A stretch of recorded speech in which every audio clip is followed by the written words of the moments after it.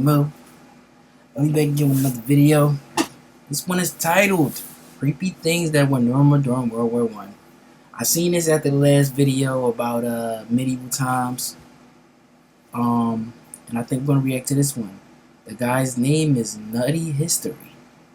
Which makes sense. Self-explanatory. But now I guess we're crazy fix. Let me get this real quick. That's about to be for the next reaction video right there. But yeah, let's get to the video, man. It was the first truly industrial war, fought with shiny new automatic weaponry and old school tactics that couldn't keep up. A combination that inflicted horrors beyond imagination. The results were catastrophic. An estimated 20 million soldiers and civilians died, much of it beyond the public's view, lost in the fog of war. But as that fog cleared, the grim reality set in. Bodies decomposing in trench walls and men gone mad from chemical agents. This was a conflict the scale of which had never been seen before, and no one survived it unscathed. Welcome to Nutty History, and today let's find out what creepy things were considered normal during World War I. Viewer discretion is advised for this video, as some of this video may be offensive or disturbing. We, the makers of this video, in no way support or condone the actions of the subjects featured. You've heard of Tetris, right? If you want a kind of visual aid to help you imagine what being in a World War I trench was like, picture those blocks piling up and piling up.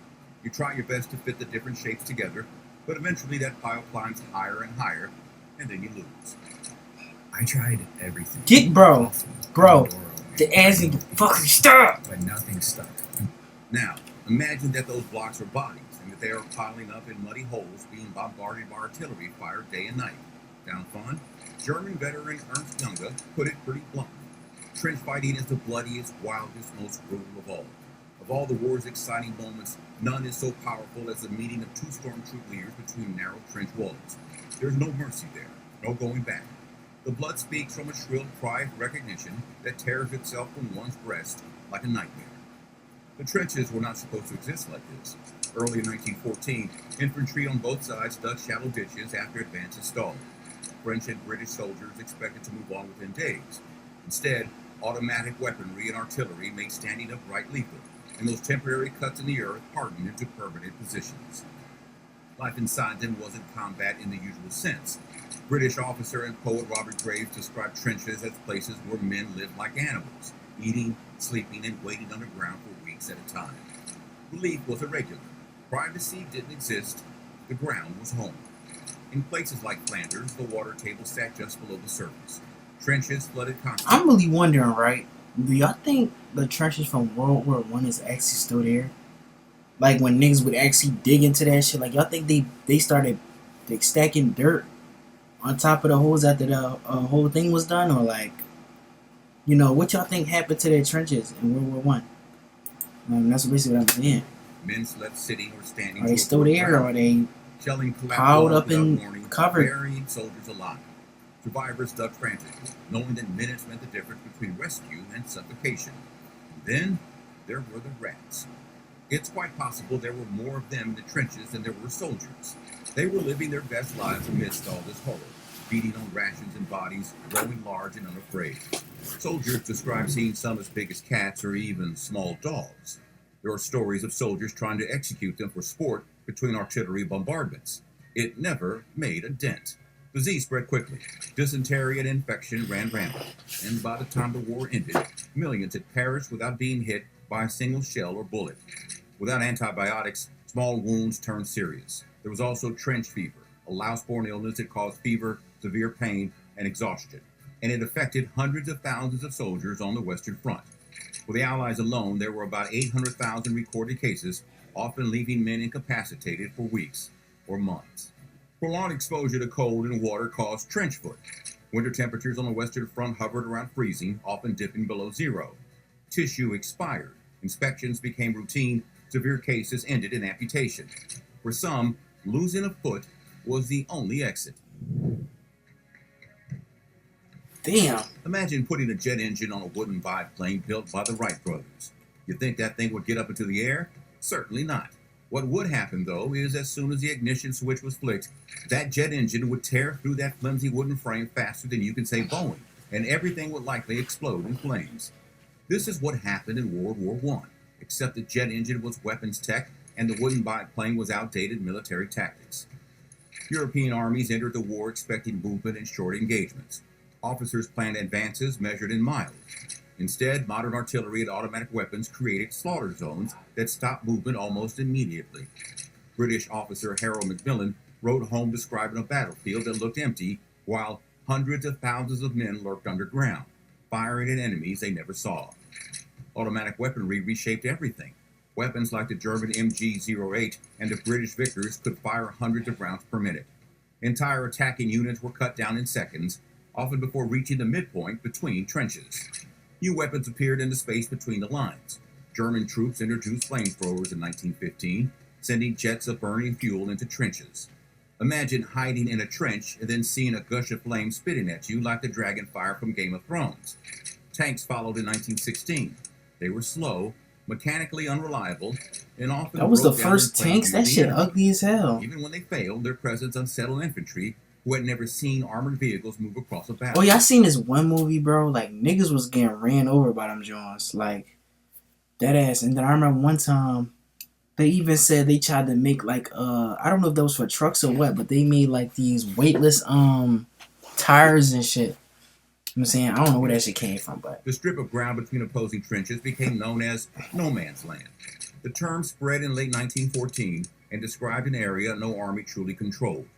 It was a terrifying place. The scholar Fran Brereton wrote that there were men drowning in shell holes already filled with decaying flesh, wounded men beyond help from behind the wire, dying over a number of days, their cries audible and often unbearable to those in the trenches. Crossing it meant exposure to everything at once. Automatic machine weaponry fire, artillery bursts, mortars, riflemen, barbed wire, and sometimes poison gas. The ground was uneven, cratered and slick with mud. Men were hit and left where they fell, unable to move forward or back. Those wounded there often stayed there. Stretcher bearers entered no man's land after attacks under the same fire. In places like Verdun, in northeast France, Bro, these that is clips ground is from still movies, bro. dangerous today. Entire zones are sealed off because unexploded shells and chemical residues still sit beneath the soil. I've seen plenty of power Bro, banks get- in my 15 years of reviewing tech, but this Ridge one quickly became a favorite. So this? How about this one? You and a few of your friends are hanging out at a cafe one day. For some reason, you start smelling hay. It's curious because you're not near a farm. It doesn't smell bad, though, so you continue your conversation, sipping a coffee. But when your friends start writhing in pain around you, and you start to feel like you're drowning, unable to breathe, and then nothing. The aroma that just killed you is from phosphine gas. It smells faintly of hay and causes delayed death, and it was the deadliest gas used in World War I. Soldiers often felt fine after exposure, only to literally drown hours later as their lungs filled with fluid. All told, some 1.3 million people died from chemical gas in the war, and phosphine was responsible for the majority of those deaths. World War I was the first war where chemical weapons were used on a mass scale, and no one was ready for them. The first large-scale gas attack came on April 22, 1915, near Ypres. German forces released chlorine gas against French and colonial troops. Survivors described a green cloud rolling across the ground, followed by choking, burning eyes, and collapse. Thousands fled their trenches in panic, leaving a gap in the line that stretched for miles. The program behind these attacks were led by a German chemist named Fritz Haber, who believed gas could break morale faster than artillery. He took industrial chemicals and adapted them for a battlefield. At the same time, he developed nitrogen fixation, a process that made modern fertilizers possible. Without his method, large-scale agriculture wouldn't be possible, because we'd have no way of replacing the nitrogen crops removed from the soil fast enough. The irony of Prince Albert's life is that he's once responsible for the deaths of millions, while also responsible for a technology that allowed us to feed millions. Anyway, early gas attacks came with no warning and no protection. Soldiers had no masks, men pressed socks, rags, or cloths over their faces. Chlorine was soon followed by the aforementioned phosgene, introduced later in 1915. 2 years later, in 1917, mustard gas entered the battlefield. It killed fewer men than phosgene, but injured far more. It burned skin, blinded eyes, and lingered in soil and clothing for weeks. It didn't need to be inhaled either. Men blistered where their uniforms touched their skin. Some took weeks to pass away. Nurses recorded what followed. Vera Britton, who was unsurprisingly British, described soldiers with mustard-colored burns and blind eyes all sticky and stuck together, always fighting for breath, with voices a mere whisper, saying that their throats are closing and they know they will choke. Gas truly changed how soldiers experienced the front. Shells could be heard. Gas, on the other hand, arrived quietly. Alarms, drills, and masks turned breathing into a conscious act. Panic spread faster than the clouds themselves. Let's say you're a truck driver in some dystopian hellscape and you get into a serious accident on the highway. Luckily, you walk away without any visible injuries. But afterward, your hands shake and loud noises make you flinch and you can't even sleep. A week later, your boss tells you that you need to drive again. When you refuse, you're accused of faking it and you're executed. Sound harsh? Well, something very similar happened to a British soldier named Harry Farr. What your truck driver alter ego experience is similar to shell shock. Today, we call it PTSD. During World War II, it was called battle fatigue. During World War I, there wasn't any agreement on what it was supposed to be. By late 1914 and early 1915, armies began encountering soldiers who were physically unharmed but unable to function. Men trembled uncontrollably. Some couldn't speak, others froze in place, unable to move or respond to orders. Doctors and officers had no shared language for what they were seeing. British non-commissioned officer Frederick Holmes described watching a man crying and shaking like an aspen while waiting to be evacuated. Others recalled soldiers standing on the fire step after bombardments, staring forward, unresponsive, even when spoken to directly. Medical responses varied a great deal. Some doctors believed shell shock was a neurological injury caused by blast waves. Others treated it as a weakness or a lack of discipline. Treatment ranged from rest and evacuation to electric shock therapy intended to force men back into functioning. Military leadership often framed breakdown as a failure of character. Soldiers who couldn't return to the line risked being charged with cowardice or malingering. That's Harry that Farr was one of bullshit. them. A private in the West Yorkshire Regiment, Farr had been hospitalized multiple times in 1915 and 1916 for shell shock. Medical records noted trembling, panic, and an inability to function under shell fire. He was sent back to his unit anyway. Each return to the line was followed by another collapse.